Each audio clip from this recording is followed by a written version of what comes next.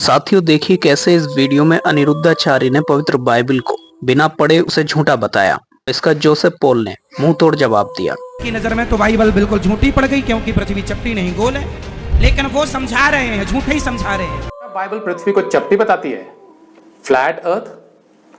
कभी कभी कुछ लोग जो किसी तरह बाइबल को गलत साबित करने की कोशिश करते रहते हैं, वे कुछ आयतें दिखाकर मसीहियों से कहेंगे कि बाइबल तो गलत है, क्योंकि इसमें तो लिखा हुआ है कि पृथ्वी चपटी है, द अर्थ इज फ्लैट।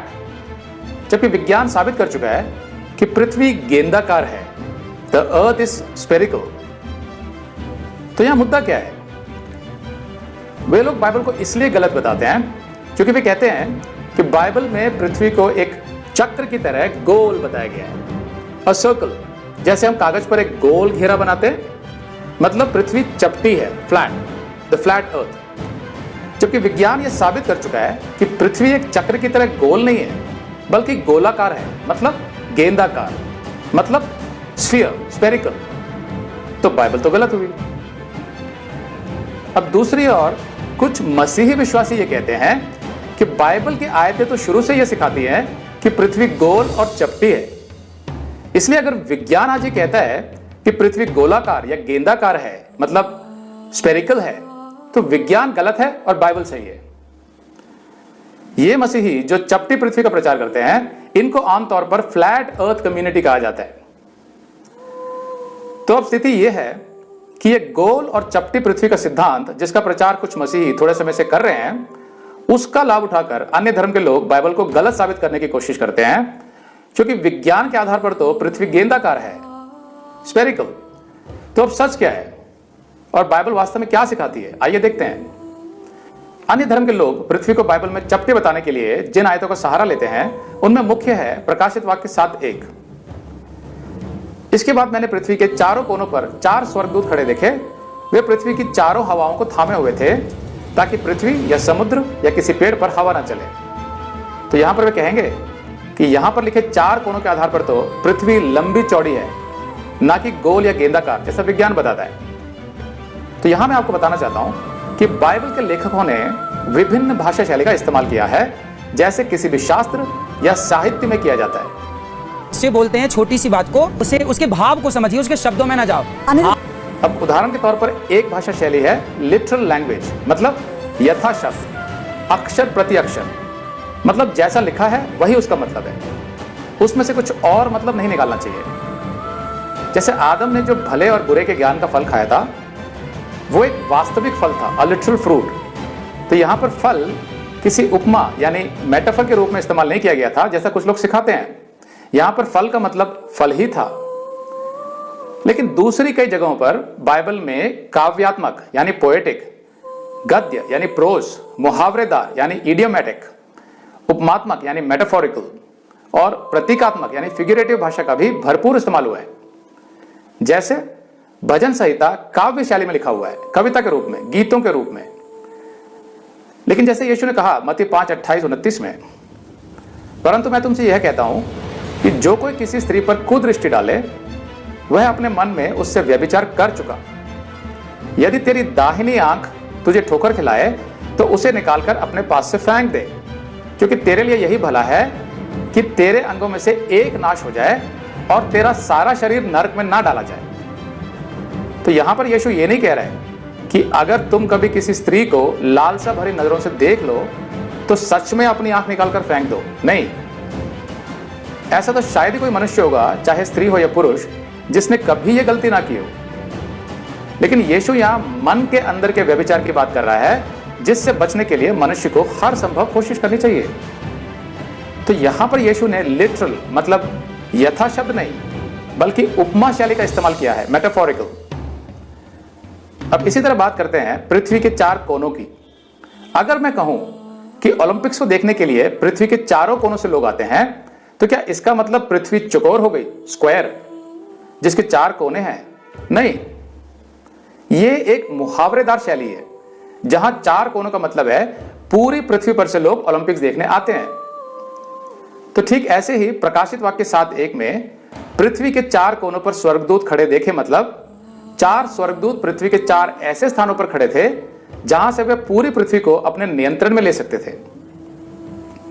अब आगे व्यवस्था विवरण 13:7 में लिखा है, चाहे वे तुम्हारे निकट रहने वाले आसपास के लोगों के, चाहे पृथ्वी के एक छोर से दूसरे छोर तक दूर दूर तक के रहने वालों के देवता हों।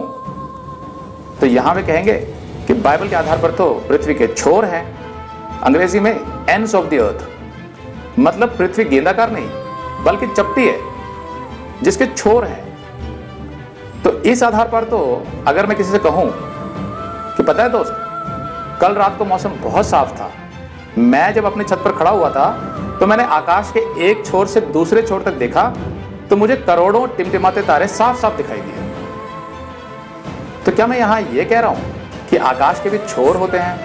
नहीं, मैं सिर्फ यह कह रहा हूं कि मुझे पूरे आकाश में ढेर सारे तारे दिखाई दिए।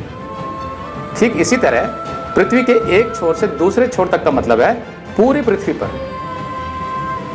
अब नीति वचन 30:4 के बारे में वे कहेंगे, किसने पृथ्वी के सिवानों अर्थात सीमाओं को ठहराया है, एंड्स ऑफ द अर्थ।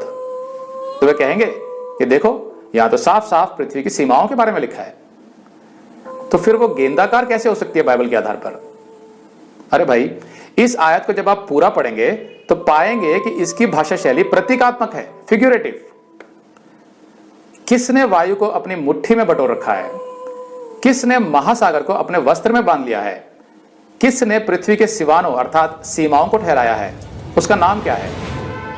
तो यहां परमेश्वर की बात हो रही है जिसमें सामर्थ्य है वायु को नियंत्रित करने का, महासागर जितने पानी को बादलों में समेट कर रखने का। उसी परमेश्वर ने पृथ्वी की सीमाओं को ठहराया है। अब बाइबल में पृथ्वी यानी अर्थ शब्द का इस्तेमाल दो प्रकार से किया गया है। पहला, पृथ्वी मतलब ग्रह, प्लैनेट अर्थ, जैसा उत्पत्ति 1:1 में। आदि में परमेश्वर ने आकाश और पृथ्वी की सृष्टि की। फिर पृथ्वी को भूमि यानी जमीन के अर्थ से भी इस्तेमाल किया गया है, जैसा उत्पत्ति 1:11 में लिखा है। फिर परमेश्वर ने कहा, पृथ्वी से मतलब जमीन से हरी घास तथा बीज वाले छोटे छोटे पेड़ और फलदायी वृक्ष उगे।